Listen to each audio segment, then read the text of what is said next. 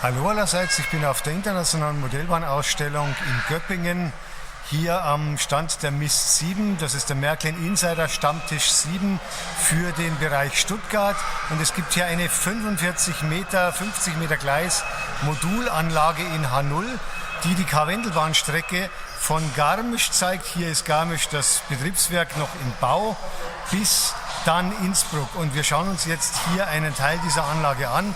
Das ist jetzt hier eins der wenigen Teile, die nicht vorbildgerecht sind. Das ist eine Kehrschleife, die man braucht, damit die Züge halt auch immer schön in Vorwärtsrichtung fahren. Es ist alles wunderschön gebaut. Jeder baut so sein Modul. Insgesamt seit etwa 18 Jahren bauen die Mitglieder dieses Insider-Stammtisches an dieser Anlage, und jeder baut so seinen Teil, 2, 3, 4, 5 Meter, je nachdem, was er Lust hat. Und hier fährt jetzt gerade eine 144 los in Richtung Innsbruck, die auf die Strecke geschickt wird.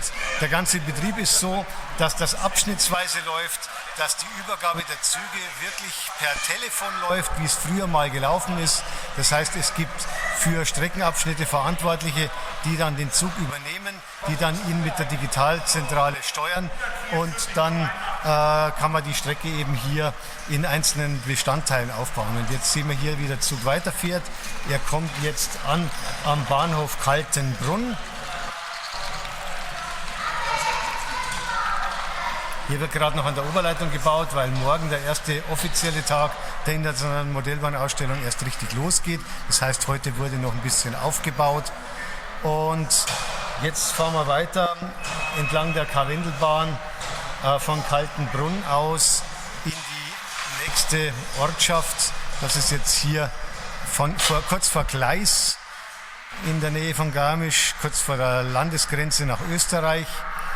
Und jetzt kommen wir hier an in Gießenbach. Da ist der Bahnhof auch nachgebaut. Da ist noch ein Berg im Bau, der demnächst noch modelliert wird. Da ist dann einiges noch zu bauen. Wie lange wird man da noch hinbauen, bis der fertig ist? Ich glaube, der hat schon lange nichts mehr dran gemacht. Also Bau ist da vielleicht noch ein paar Monate. Aber es wird sicher bald fertig. Aber es ist auch hier das schön gebaut, der Bahnhof, das Bahnhofsgebäude von Gießenbach. Und hier wird gerade wieder ein Zug übernommen mit dem Telefon.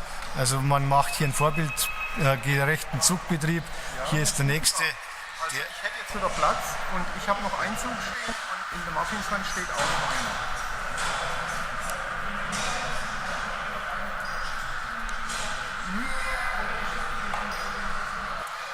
Ne, dann schicke ich dir jetzt die 1063 und dann kannst du mir die 144 schicken. Alles klar. Ja.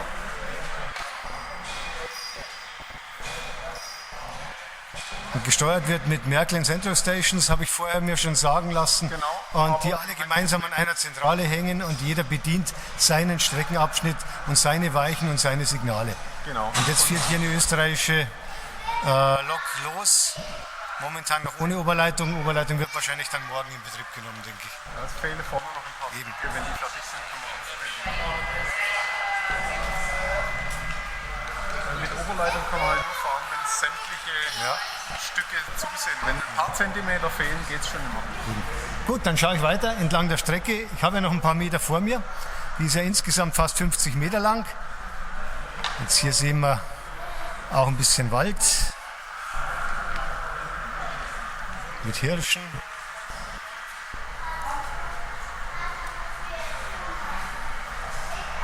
Dann geht es zum Bahnhof Leithen und das Pflegertal-Tunnel.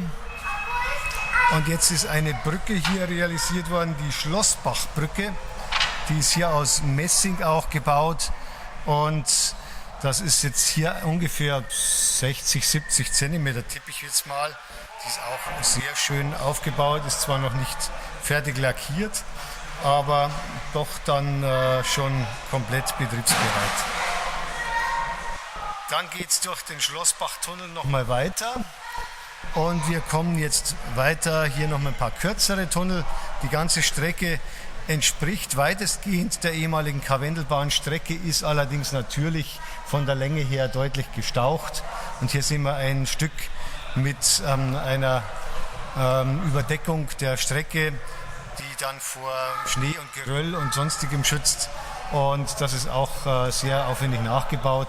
Und jetzt können wir hier noch mal kurz verfolgen, wie jetzt hier die E-Lok gleich im Tunnel verschwindet. Jetzt sind wir hier kurz vor Leiten und bei Kranebitten und Allerheiligenhöfe geht es jetzt gleich dann in den Kerschbach-Tunnel nach Innsbruck.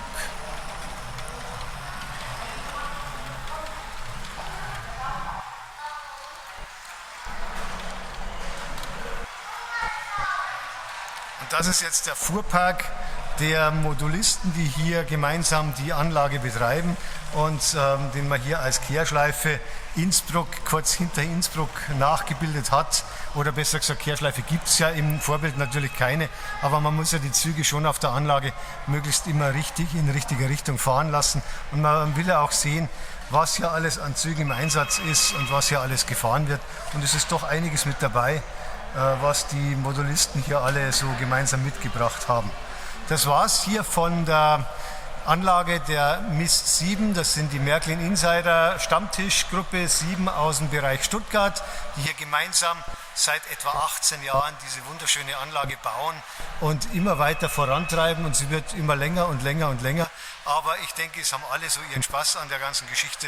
Und mir hat es Spaß gemacht, dass ich mir das hier anschauen konnte. Und ich wünsche Ihnen allen viel Erfolg beim Weiterbauen. Dankeschön.